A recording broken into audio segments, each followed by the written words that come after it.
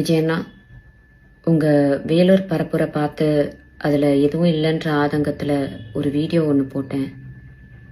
உங்களுடைய ரசிகர்கள், ஆமாம், அவங்க ரசிகர்கள் மட்டும்தான். ஏன்னா இன்னும் அரசியல் வயப்படலையே.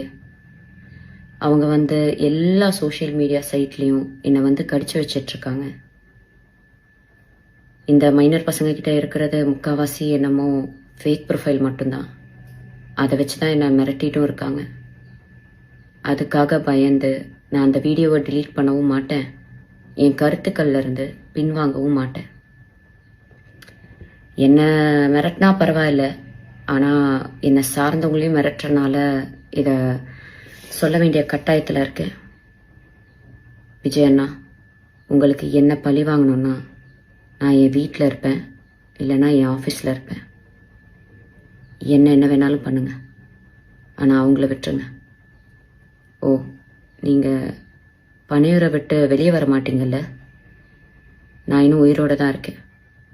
நான் வேணா பனையூர் வரேன்.